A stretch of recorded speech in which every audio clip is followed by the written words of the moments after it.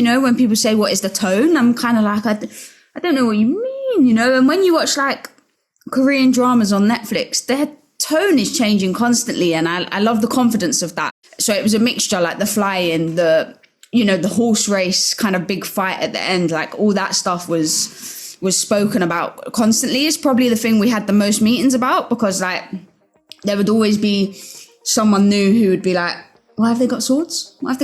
Just tell me again why they've got swords. Like, I love stuff that doesn't have to explain itself, you know? To me, if Shannon is feeling a certain way, then I want to see how she's feeling. Like, I don't just need to see her stood on a platform. Like, I want to see how she feels about Arran, and I love stuff that does that.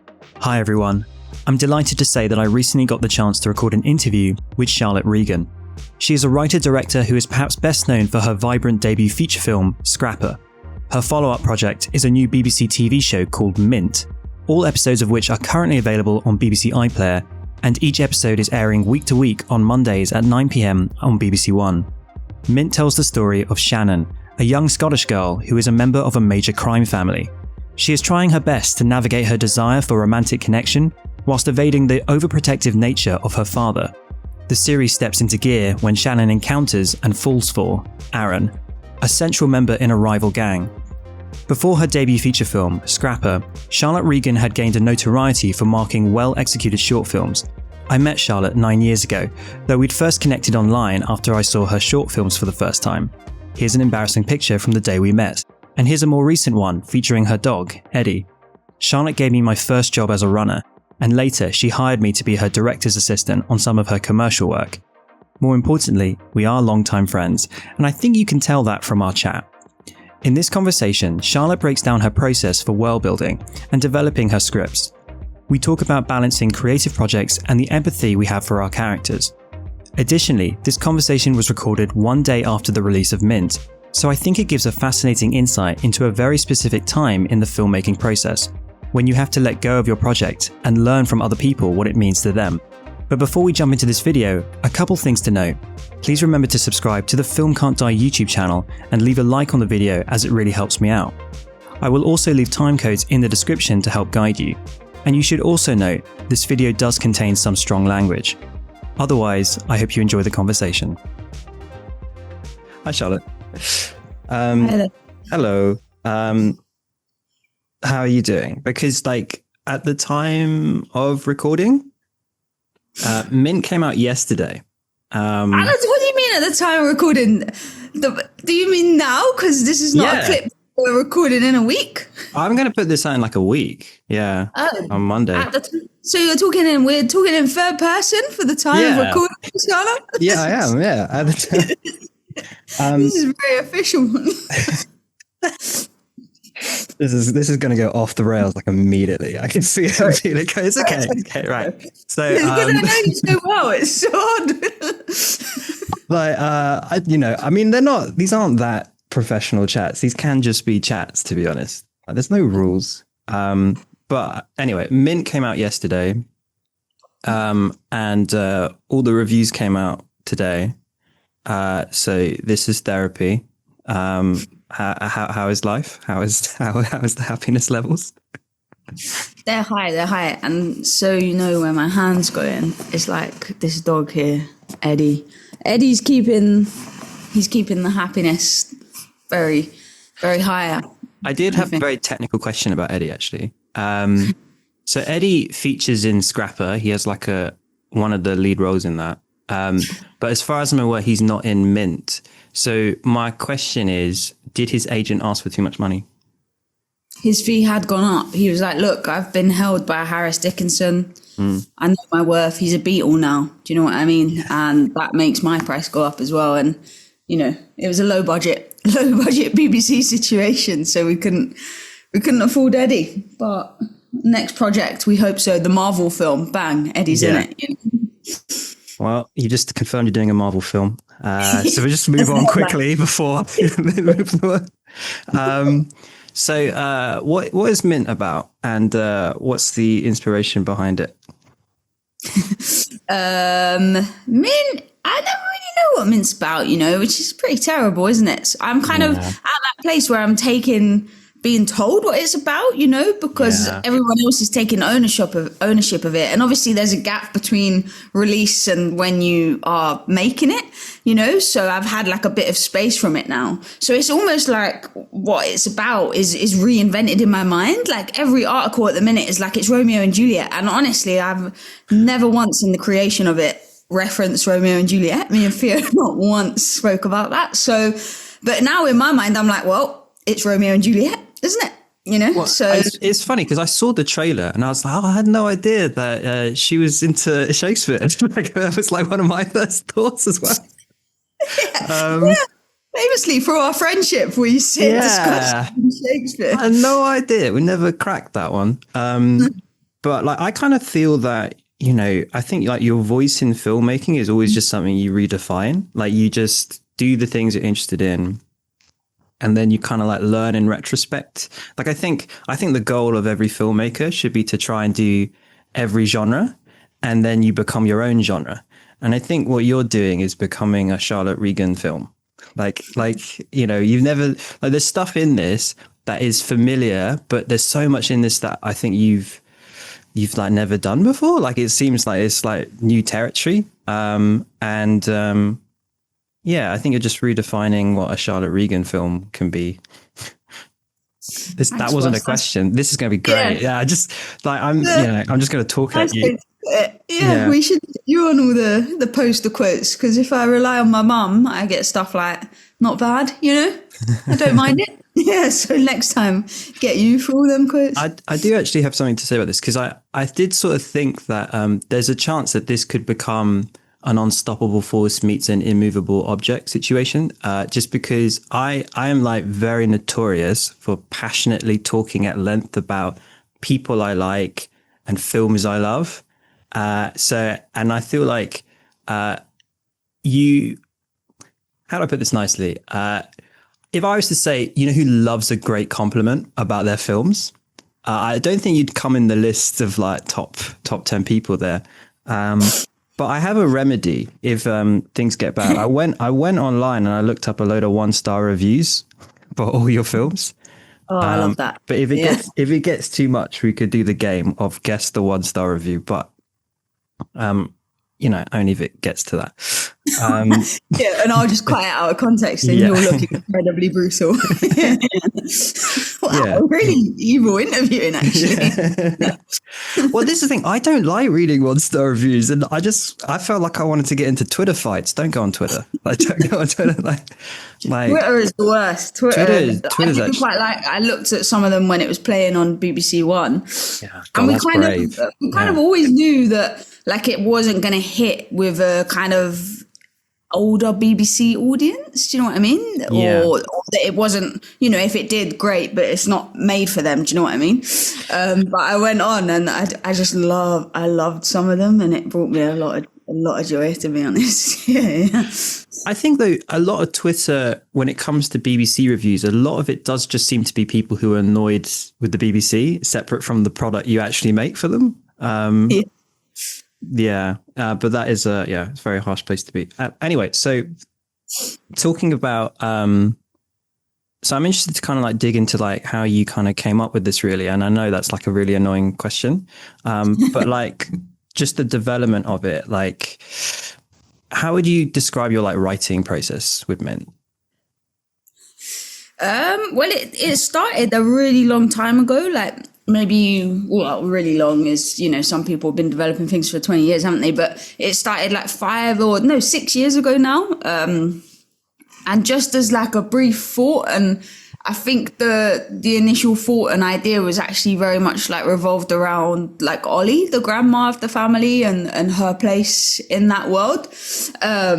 I love gangster stuff, and I feel like almost overnight I was like, oh, there's not really any women in these, or there is, but they're all playing a very particular kind of role and very much living for the men. And I think Mint started as something that wanted to kind of, you know, go against those expectations in a way. And Ollie was the first character, but it changes so much. My writing process is very much like I've actually just got off the phone to my agent about this, so everyone's annoyed by this, but I'm really bad at redrafting because I take it as when people don't receive things perfectly, I'm like, I need to start again because this has no chance of being perfect. You know what I mean? And actually that's wrong because I know that, you know, greatness comes from reworking things and improving them. But so a Mint was rewritten 100 times, you know, and every single draft of it would look totally different. And I'm sure poor Theo can talk on that. Each project has to be changed, the poor producer. But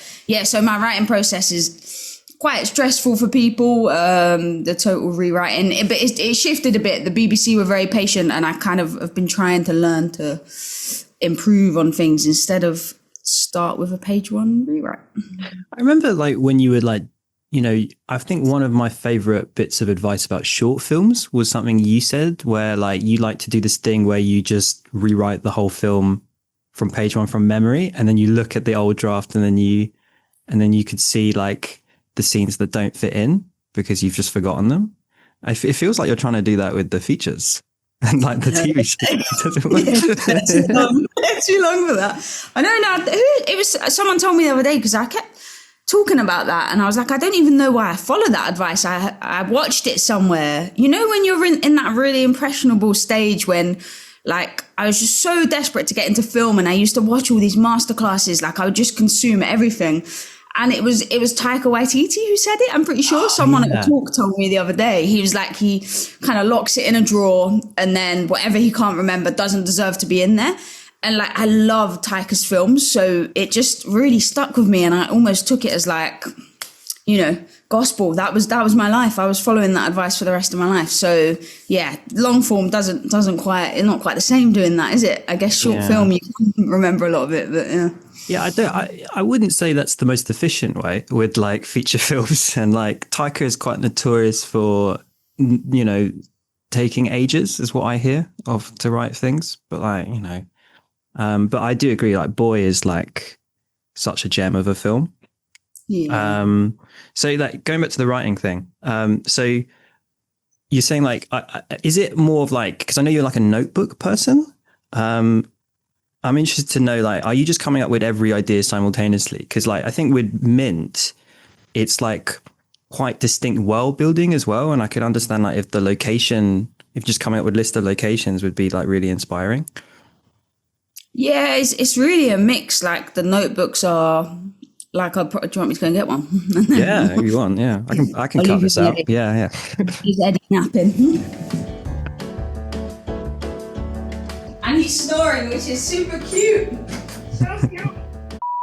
But yeah, the notebooks are a mix. Like some of the things, like some sequences are storyboard before I even write, you know? Yeah. Which is terrible stickmen. So it's like a real mixture of like, they'll be like stuck in scraps of things. I'm probably just still trying to be, you know, like one of those Pixo Bebo girls that was like scrapbooking. I was mad into scrapbooking. So I'll do like like every notebook is for a different project. So I'll have like 2 or 3 notebooks before I even sit down with a final draft file, just because I'm really bad on the computer, really bad. And if I have a moment where I like dry up or I can't think of what to write next, which obviously happens a lot in writing, as we all know, I will be procrastination city, you know. I'm Googling the lifespan of a miniature schnauzer. I'm like, when's he going to die? I'm chat GPT and I'm like, when's my dog going to die? You know, he just limped. Is he going to die today? You know, so I'm really bad for like just getting distracted. So I find if I have these massive notebooks of ideas, then it like can flow quicker. So often actually my final draft process, like an episode I will write on the computer in like an hour, but it would have come after a year of obsessively notebooking. I'll do the beat sheet on the notebooks. I'll often write the drafts out by hand as well in the notebooks before I take it to the computer. Yeah. Oh, okay. So, okay. I mean, I was going to say like, one of the things that's quite interesting about the show is that all the needle drops, and like I've tried writing needle drops in, but I find that I just listen to the music. Like I stopped writing and I'm now just listening to the whole playlist, and now I'm on a new playlist. And I'm like, so, I mean, yeah. What was I going to say? So so it's all in the mix with you. So it's like, are you basically directing as you're writing with the storyboards? I think so. Yeah. I think I am. Yeah, I think it's hard to separate the two for me, because I'm doing the same thing as you. I'm getting lost on playlists. I'm casting it. Do you know what I mean? I'm sticking pictures of people in the notebooks, and I'm like, this is this character, So it's kind of, to me, it's all one. I don't really know how to separate it, I suppose. Yeah. And with the casting, are you like? Because I think you've always had quite consistently really great casting. I would say in every film, it's not just that they're good actors, that they build a world that really sort of intrigues me. And Loyle Carner and Emma Laird is an inspired choice. Both of them are and I think, a lot's been sort of said. I mean, he's called Ben, right? I keep getting confused by his names because he's and he's a spoonerism name, which kind of hurts my head a little bit. Okay, so his name's Ben, Ben and Emma. And a lot's been said, Ben, this is his first role. But I know you met him in a market and you knew then from just one chat that it has to be him. Yeah. The thing is, I'd always loved his music, so I'd always thought about him. It's almost like I have these. It sounds weird to call it a list, but I just have these people in my mind that I'm whatever capacity I want to work with that person at some point. Whether that's on a soundtrack or on whatever. And to me, I don't know, musicians, when they're telling stories like Ben is, to me, that's performance, there's no difference between acting in a music video / acting in a film. It's just a longer medium. Do you know what I mean? And I think music video acting is often a lot harder because you're trying to, I know people destroy me for saying that. I just mean, it's really hard to gain people's attention and get them to emotionally engage within 3 minutes. If you watch Ben's music videos, he does that every time. Even when he's on stage, I used to go and watch him live, and he used to have these moments before songs where he spoke about his mum, and I would stand there crying, thinking about my mum. And that is just the magic of how Ben speaks and that vulnerability. So yeah, I think he's just a storyteller in whatever form. And honestly, I've always had amazing casting directors. I've always been super lucky. Shaheen did Scrapper, who was incredible. Lauren Evans did this, who, they're constantly thinking about the tone, and how people fit in the wider piece, instead of just, should we get this person because it's a cool name to put in it, but that person won't fit in the world we're creating, So I've got lucky with those guys. Yeah, I think it's just it's a fascinating choice. He's just really cool. I just want to be him, really, if I think about it. I think he's he represents a very positive view of masculinity as well. He's just so openly vulnerable and openly tender, and you can just easily feel everything when you watch him. And same with Emma Laird. She's just really compelling to look at.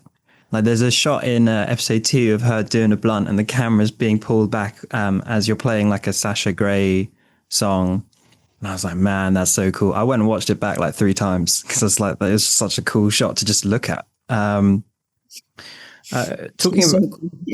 Talking about, so I know we touched on Romeo and Juliet, your favorite Shakespeare play. What other film references? Because I'll tell you what I'm getting, and you can say if that's right or wrong. So I definitely was getting Paris, Texas, not just because the playfulness, but Paris, Texas has these Super 8 sequences in it, and Mint has these VHS bits cut in. So I was getting Paris, Texas, and I don't know if this is right, but I was also weirdly getting Red Road, Andrea Arnold's Red Road, towards the final 4 episodes.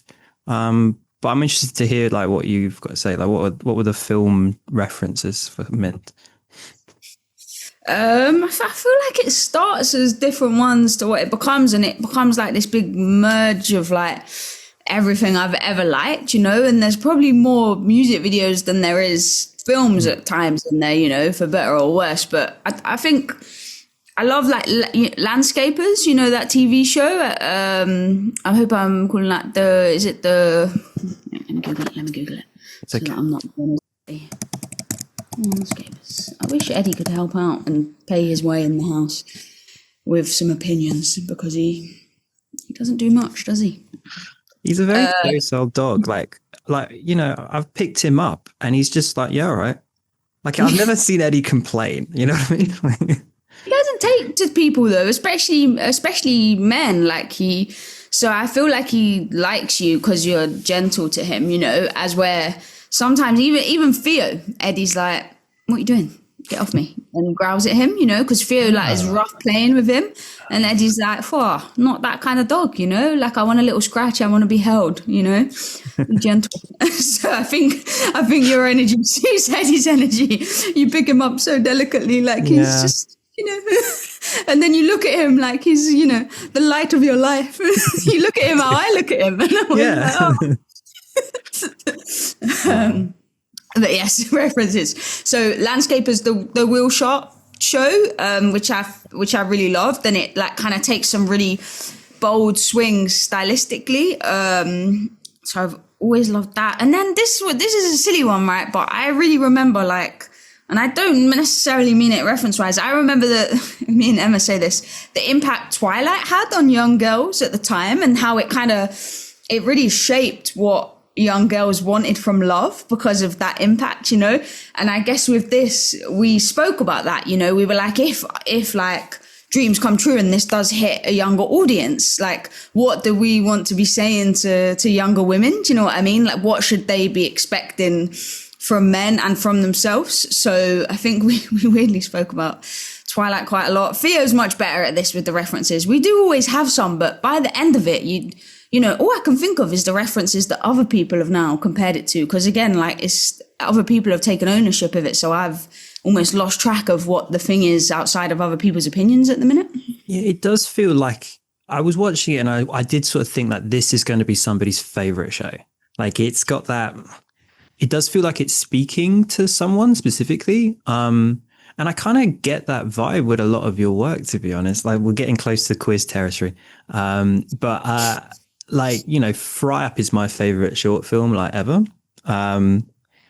Not to say doesn't mean it's the best short film in the world. It's just my favorite film. And that's sort of the point I'm kind of getting at is like, I think Mint is going to be, I can see I know what you mean by the Twilight thing. And they're flying around in Mint. They're flying around and. Yeah, no vampires, but season 2. Yeah. Do you want to do a season 2 of Mint or? I think vampires or like Ollie and Luke go to Ibiza could be a great time. I think it's a weird stage, isn't it? That you've probably caught me on a really weird time in this process. Do you know what I mean? Yeah. And if you asked me something in a month or a month ago, it would be totally different because it's like in a month, this like people taking ownership of it can be like quite energizing, or you can quite enjoy that other people have opinions and there's reviews and you've let go of it, as where today I'm probably grappling with that weird thing of like, this is my thing and I've made it for 5 years and now you guys are trying to tell me what it is. Do you know what I mean? Or you're trying to tell me it's Romeo and Juliet and we never even spoke about, you know, so there's a bit of that, I guess. Yeah. This is therapy day, as I mentioned at the start. This is recovery day. I think, I think that's absolutely fair. I do actually think like the number of times I've said to filmmakers, like, what are you doing next? And they've told me something that I've no idea what that was. And like, they've done something completely differently. Like when I was a director's assistant, I worked for Mark Munden and he had like 8 projects in development at the same time.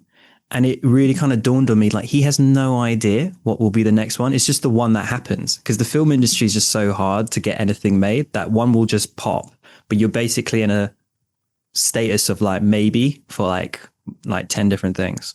I don't know how people do it, like juggle all those, like, because when you write, can you jump between different worlds? I can maybe juggle 2 things and they give me relief from the other, but if I had like more than 2 things going on, I'd be like, oh god, now I'm writing about aliens, now I'm in Glasgow.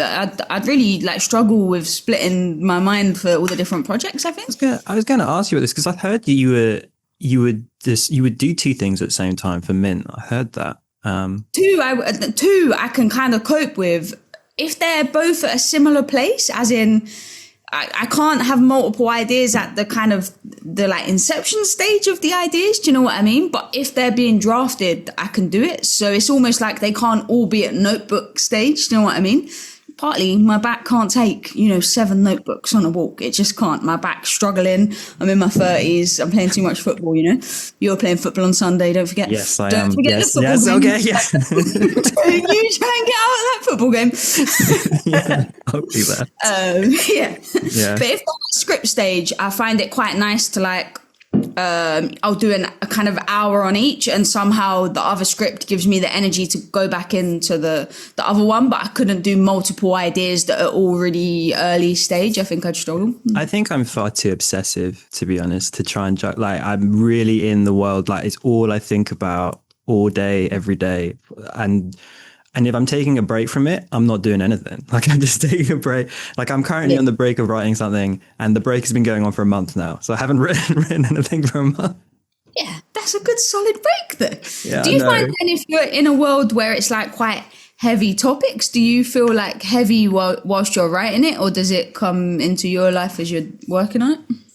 Yeah, I do. I think I don't know. I think to be somebody who wants to make like any kind of art, you feel it all really deeply, like I was going to say this to you, like I'm not involved with Mint at all in any way, yet I have felt the anxiety of it being released. Like I have felt like, oh, I hope Charlie's doing okay. Like I'm like you feel it, like I feel it all very deeply. And like there have been times where I've been like I think James Gunn has said that like he sees his characters in his films like his kids, and like if you write like the death of your child, like you kind of like that's kind of like where it's at. I mean, it's not, but it's like that's sort of like the delusion is like the way you kind of feel it. So yeah, definitely. And like I think selfishly that's partly why I'm seeking joy in the writing and like seeking. I mean, like your shows and your films are very joyful.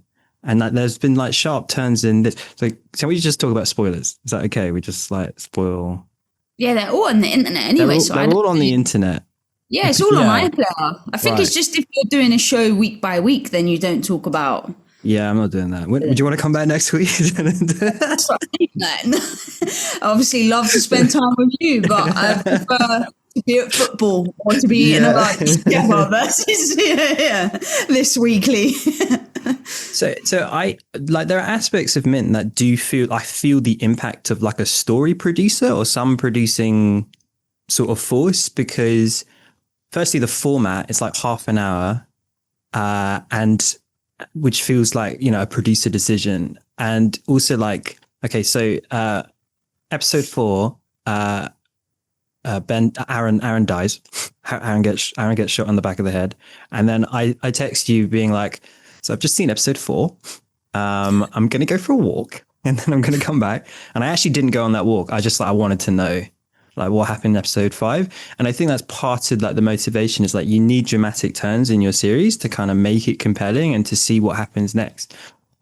So the question is, how did you like develop the dramatic turns throughout the series, and like what was the impact of like the producers in shaping it?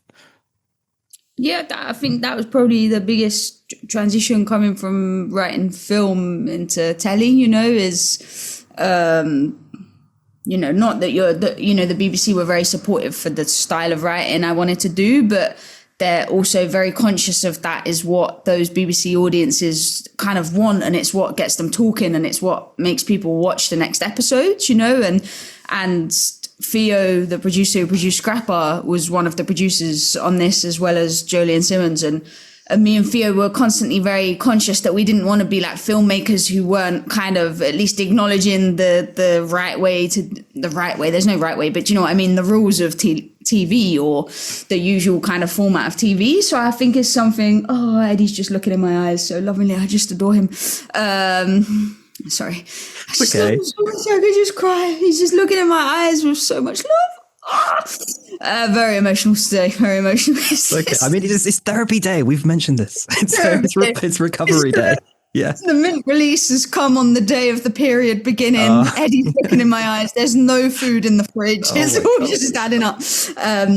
But yeah, Theo, so me and Theo would kind of, the way it's structured, I guess, was like I would do the notebooks full of ideas, and I would almost do it in character pages. I would be like, this is the journey I want Shannon to go on. So I want her to begin in this place.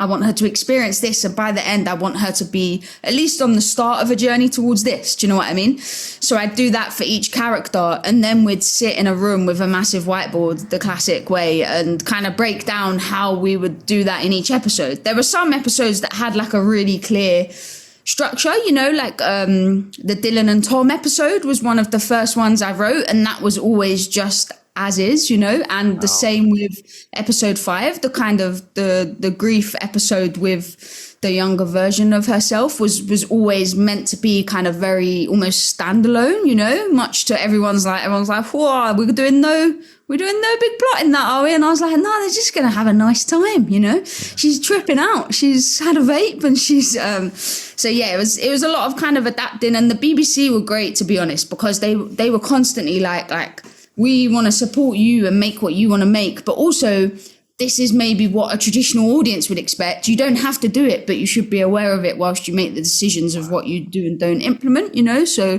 it was a bit of give and take. And then a lot of Demiri editing icon, you know, like really pulling it all together in the edit, like the amount of scenes that changed episodes, or even we've had an episode move around. So there was an episode switch within it. So there was one episode that switched to be the other, and Demiri was a massive part of pulling all that together. So you kind of just film it, hope for the best, and then Demiri fixes it. Demiri and Owen fix it. Yeah. That is my experience with editors as well, because like you're sort of there to play with a camera as a director, and then you just sort of pray. And so like, will it cut? Will it cut? It will cut, right? And that's like, I imagine you're also like, you don't I imagine there's only so much coverage you can get as well. Like I was trying to break it down as I was watching Mint. I was like, well, he's going down the stairs that way. And I was like, well, I don't think you could really do any more ways of shooting him down. Like, I hope it, like, I'd be so anxious, like, will it cut? But I think, you know, you're right to say you have a really good editor. And I actually wrote a lot of things to do with the edit, like, because I watched it again. And on the second time, you can pick up stuff that I just like didn't process. Like at the horse race stuff, when Sam like confronts Arran, before he like, the way he butts in, like there's a flash of a knife and a flash of his face, and then it's the conversation. And I just didn't see that when I first watched. I must have seen it, but it must have been in the brain, because it's like a 1 second like flash. And there's some like really creative stylistic choices. And like the first, like the time when they're in the car together, and it's like, it's just unleashed the whizzy edit is like of like a heightened feeling. Did you have to pitch the style to the BBC and like, yeah, these choices?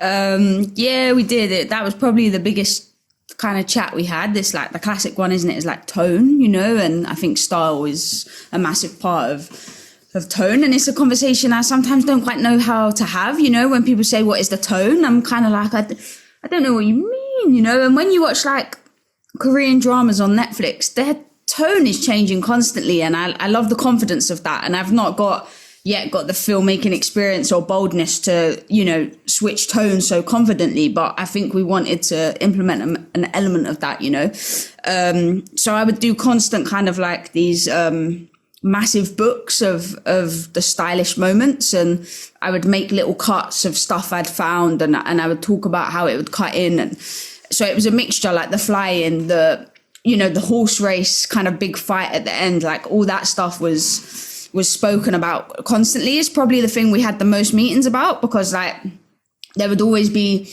someone new who would be like, why have they got swords? Why have they, just tell me again why they've got swords. You know, and I think in that regard, like kind of like I love stuff that doesn't have to explain itself, you know. To me, if Shannon is feeling a certain way, then I want to see how she's feeling. Like I don't just need to see her stood on a platform. Like I want to see how she feels about Arran, and I love stuff that does that, which is just my taste. I know it's not to everyone's taste at all. So yeah, it was kind of a lot of back and forth on the stylish stuff, and then the little like high 80 kind of VHS looking camera was I'd done a job a few months or probably a year before Mint, where I had one of those because it was a super low budget job and we didn't have half the time we needed. So whenever we were in between setups with the Alexa, because obviously every setup, 10, 20 minutes lighting change, I would grab the characters and I'd be like, come and do something over here. And I would film it on high 8. And I just realized how much it kind of unlocked this like additional kind of way of getting footage. And it has such an intimacy to it. I suppose we're all used to looking at footage like that of our own or of someone we love, right? So yeah, so that was always going to be a part of the language. And one of my best friends, like Tommy Edwards, was the second unit director. And he was like, he took that job mad serious. He was doing a lot of the drone shots, a lot of the cutaway stuff and the high 8 stuff. And he was like, you couldn't look at Tommy without seeing him with a high 8. And he got so many magical moments, like when the actors, were in between moments or were having like moments to themselves, composing themselves before the scenes. And it just brings like this extra vulnerability to it all, I think. And we used it so much and relied on it so much. Yeah. Yeah, I think like Tommy, low-key MVP. Like I did think that when I was going back, because like the amount of footage you need to have to do what you're trying to do, to montage all that stuff together.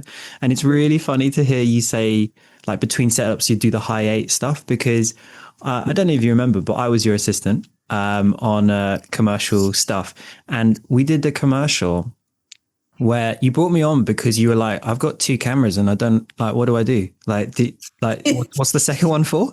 And I remember your big game strategy was that when you'd shoot something, there'd be a load of people waiting, because film sets are just people waiting. And I was going to shoot with the other people. And I just thought it was so clever to efficiently get stuff. And also like a little bit sneaky, because the clients are obviously like looking at you, but they're not looking at me. So like I can get stuff. What you want. Yeah, I can go rogue and then get stuff with like my 3-person crew.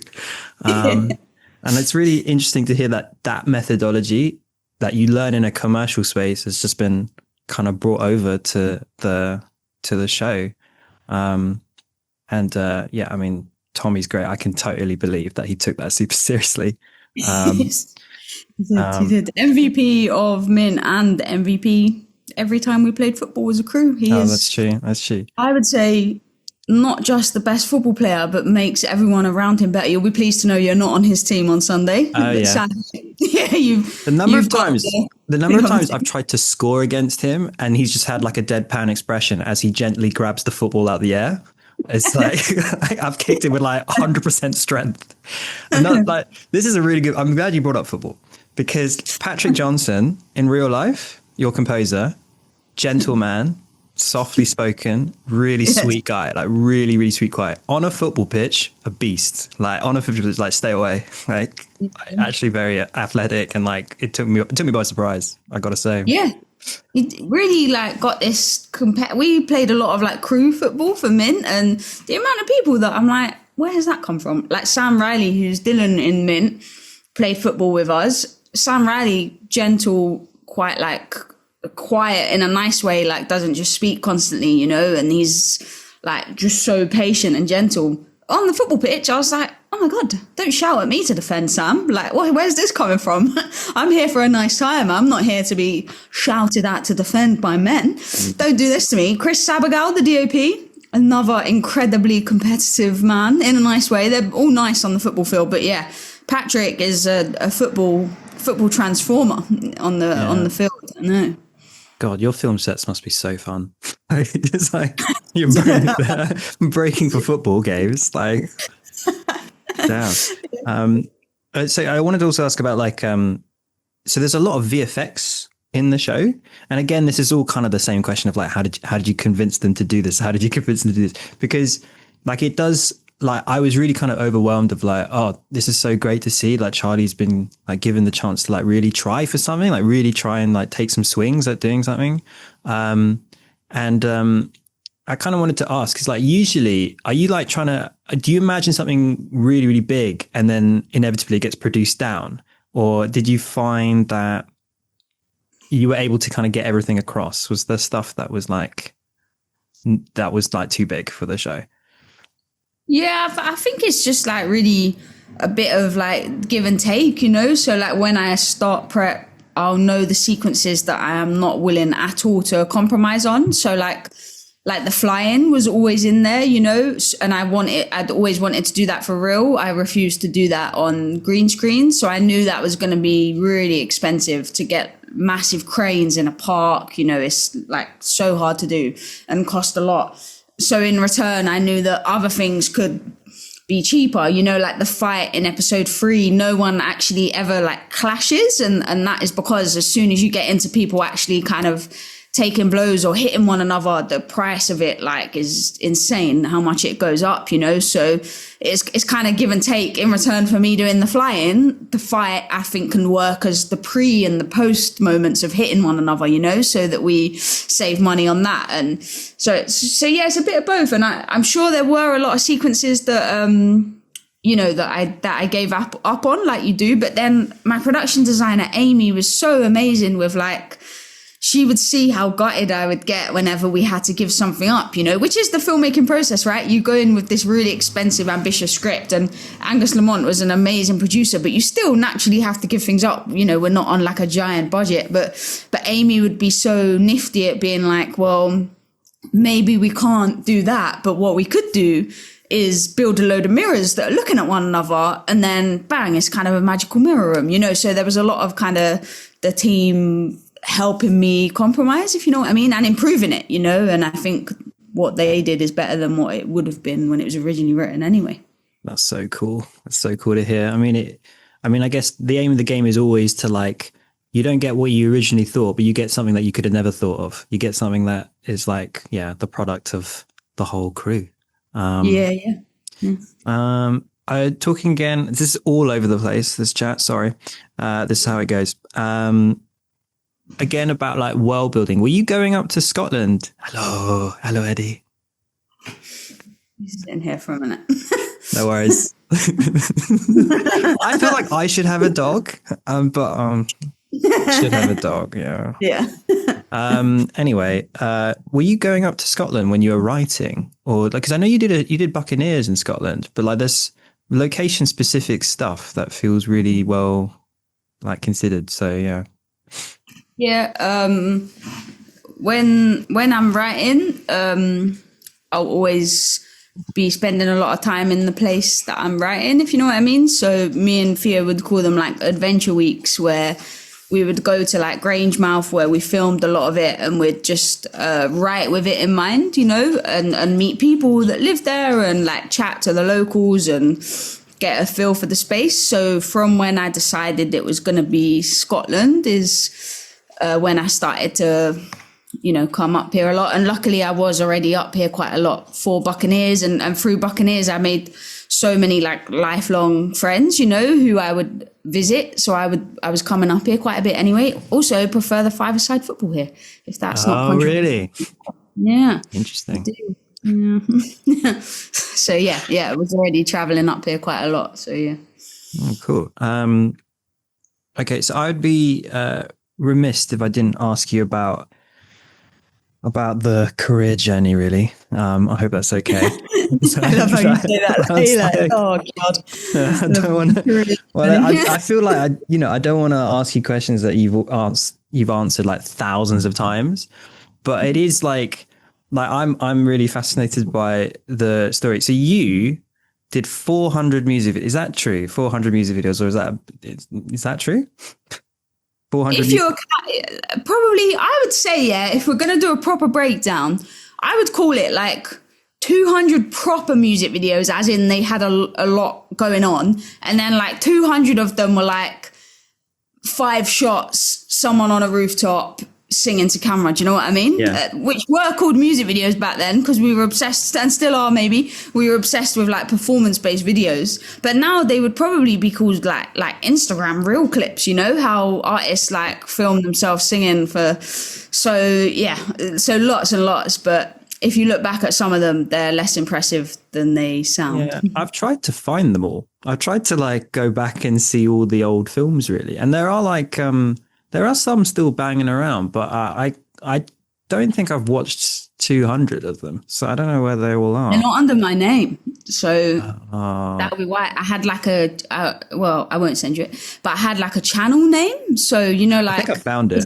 I think I found a YouTube channel, but I don't know. 3 YouTube channels. There's one where I would put my name on them. And then there was another one because I still love Grime Daily, SBTV, you know, so I was trying to be one of them.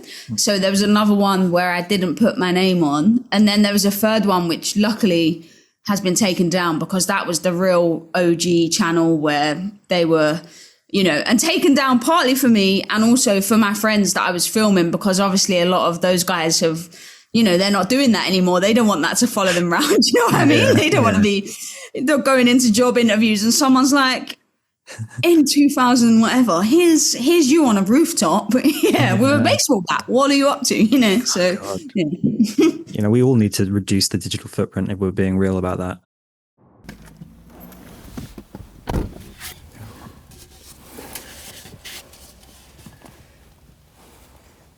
At the end of the day, does the copper wire really belong to anyone? Lock me up. Get me.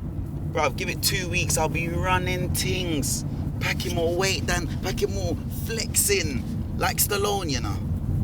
Like Stallone. Yeah, well, we'll see what your mum says.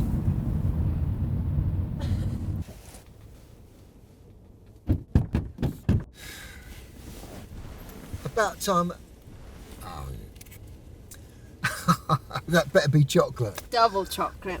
And I thought just the one candle rather than setting the car ablaze. Oh, you cheeky cow. I'll have a big bit. What was the reaction like? Because obviously, like, Stand By is the film people still talk about. You're doing the press for Mint, and I know people are talking about Stand By. It's your graduation film from like years ago now. But like, yeah, what was because I know like we've never spoken about this, but you were nominated for the BAFTA for that film. Is that right? Yeah, that's true. Yeah. So like, what was the reaction like when Stand By just, you know, did really well? I don't think I was at uni anymore. Me and my friend Jack, who made it, weren't there anymore. And then I didn't really know any film people at that time. So I wouldn't say there was any reaction, you know. It was kind of like before social media was as impactful as it was in terms of, you know, how you get more engagement on success than you do the actual content on social media. You know, people love success, but well, love and hate, but it wasn't like a thing back then, or I wasn't big on it. So I was kind of in my own world with my mate Jack. We didn't really know what it all meant, other than that we got like some wicked free stuff, which was like an espresso machine, which my mum to this day still uses. It's probably the thing. Who gave you that? You don't get every year. It depends on the sponsors, but we got it for the BAFTA nomination. Me and Jack. No way. And then they sent us coffee pods as well. So it's my mum's like most favoured possession to this day. Show me you don't fuck with me face. Oh, come on, Dad, you know. What do you mean? That'll do. Just don't fuck with me, and I want to fuck with you. So make sure, right? Yeah, I know. And if you do ever get tempted, remember, it's Adam and Eve, not Adam and Steve.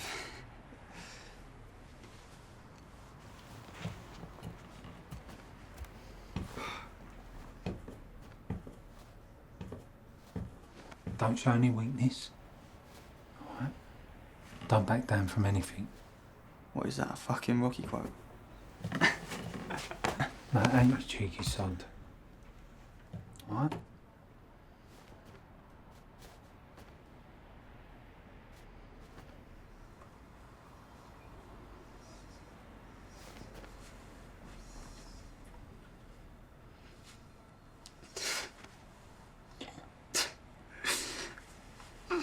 That's it, son. Alright? Do that in private. Don't be a fucking victim.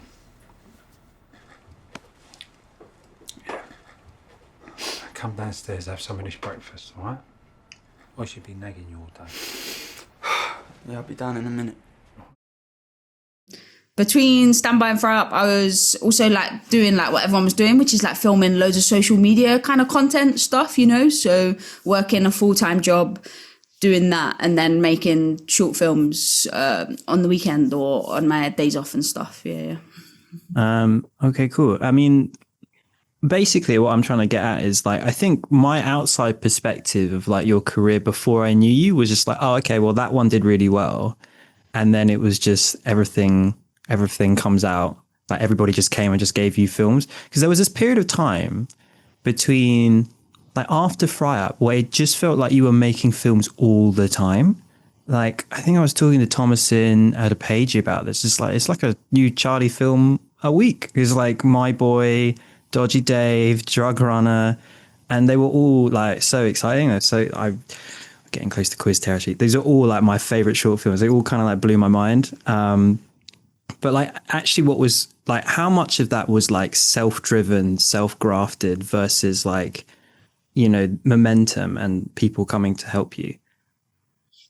I mean, like probably a bit of both, you know, like Standby doing as well as it did, like massively opened up the film world to me, you know, like I wasn't in it before, like no one in my family or none of my friends were, but like doing that meant agents were reaching out. And, you know, when you have an agent, suddenly you can have different meetings, you know, and you're put on to like different maybe pots of funding, but it's probably a bit of both. Like I had applied for short film funding for like years and years and I honestly never got it. Like it was years of this idea's not right, you know, and that's fine. And I didn't like, I wasn't fuming about that or anything, but it's a similar journey to everyone else's. And I would make films just for hardly any money, you know, like is what it is. Like Standby, obviously it costs more once you start making DCPs and, you know, things like that. But we just asked for free staff and got lucky that we got that. I don't mean that that's not luck, but then it was like,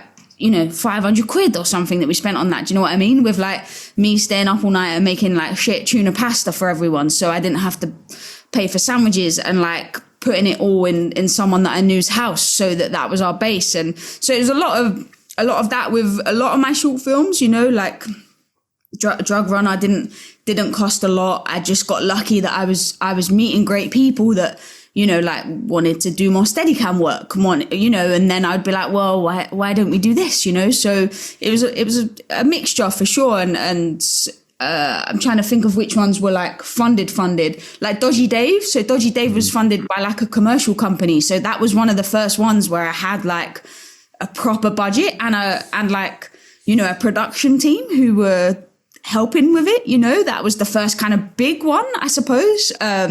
But before that, the other ones were very like gritty and homemade. And I guess the lucky position that I had is I'd done so many music videos. So I knew so many people that could make stuff, you know, and I was doing music videos that had okay budgets at that time. So it meant I could do something like film a music video on a Saturday. And usually you give the equipment back on a Monday, right? When it's a weekend hire. So then I would be like, well, on Sunday, I'm going to do this short film. And I would just be like to some of the crew, do you mind doing it for free? You know, like if we do it after the music video, and lots of them would, because I had been working with them for so long. So it like a lot of luck for sure, but a lot of like being surrounded by great people and friends and people that were wanting to make stuff, I guess. Yeah.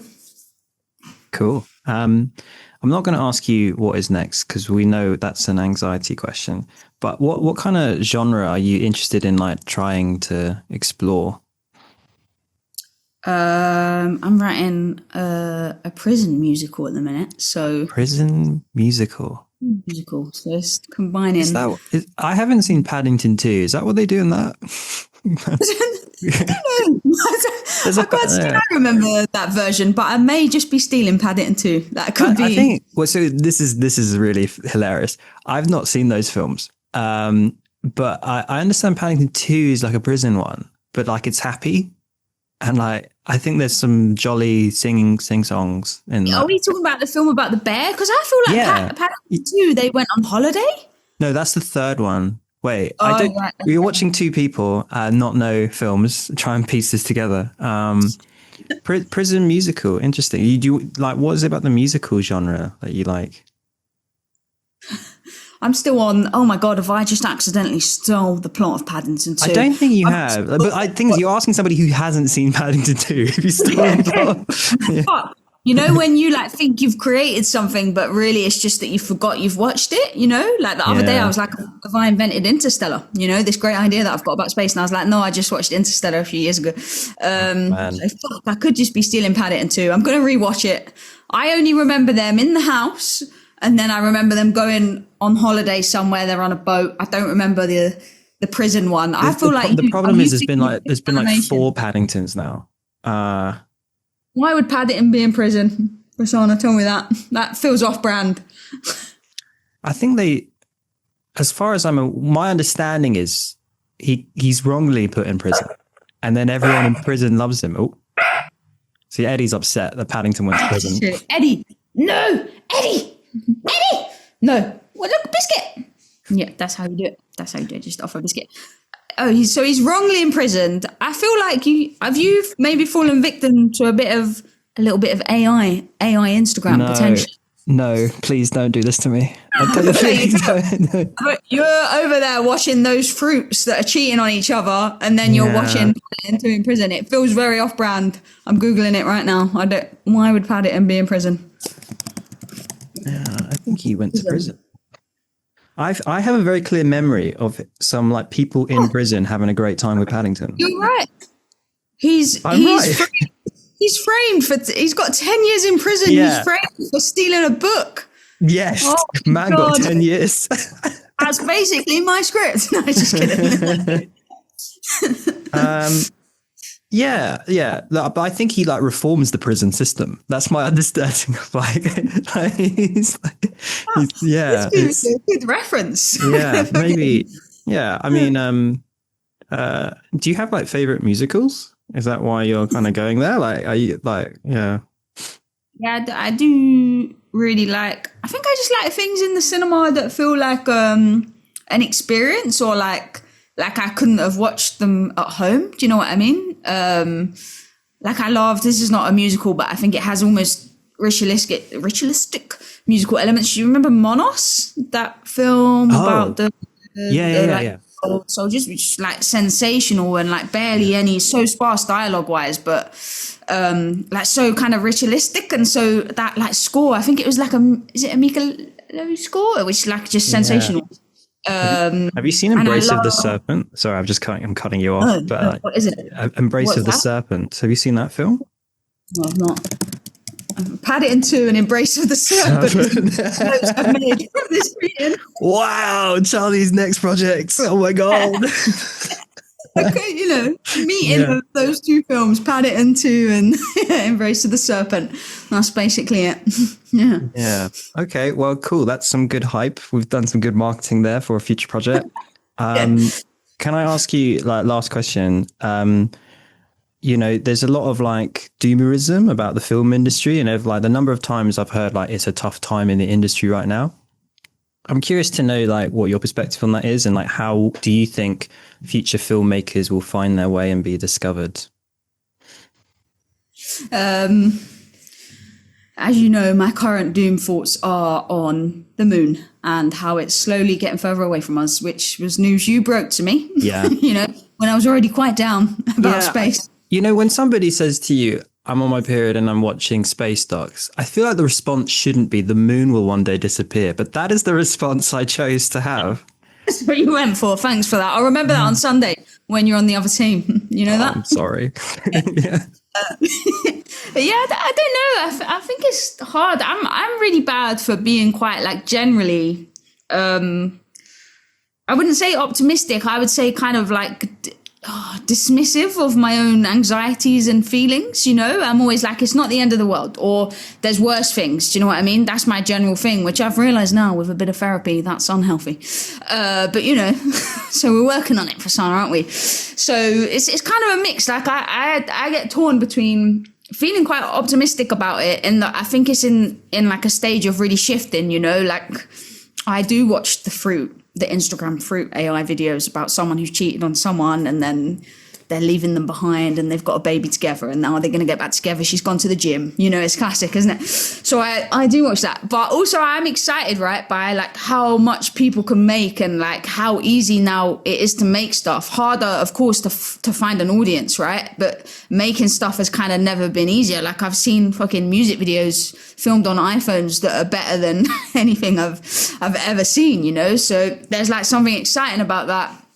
And then I'm always like fucking pretty, you know, sad about, I don't know, like when I do documentary stuff or when I meet young people, when I'm doing that kind of work and I'm like, there's part of the world, there's part of the UK, you know, that we can't access with film because it's such a privileged career. Do you know what I mean? Is to think you have a place in it is you're already in quite a good position, you know, because a lot of my friends or family growing up, no one was thinking about film. Do you know what I mean? People were thinking about doing like manual labor jobs which is great, but film isn't an option. So I'm a mix of like extremely sad about those amazing kids out there that could make, you know, I've met kids or like when I filmed like No Ball Games, that documentary on council estates around the UK, like I've met kids who are like better storytellers than me already, you know, on that film. I was like, if like you had access to what I had access to in 10 years, you'd be a much better director than me. And that's without fail, you know? So a mixture, right, of like hoping it means to those kids the world is more accessible now that we can all make stuff with what we have, but also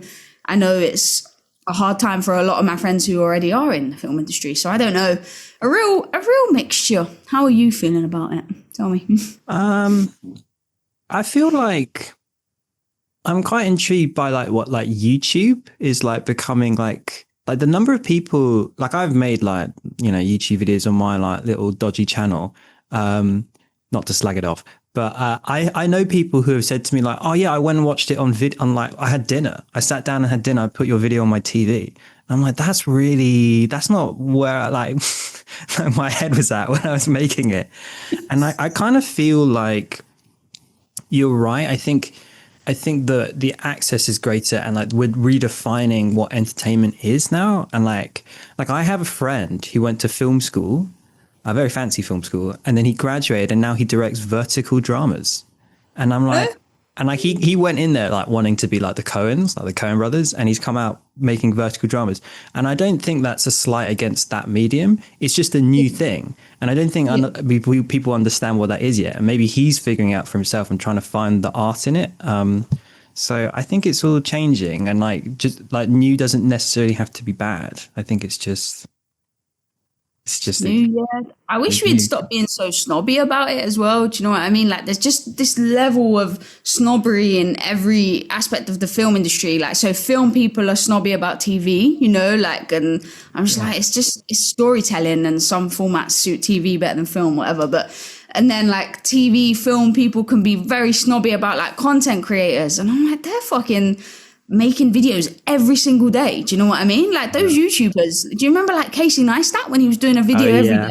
Yeah. And I'm like, look at the fucking craft in them. Like a lot of us are probably referencing some of his editing techniques to this day.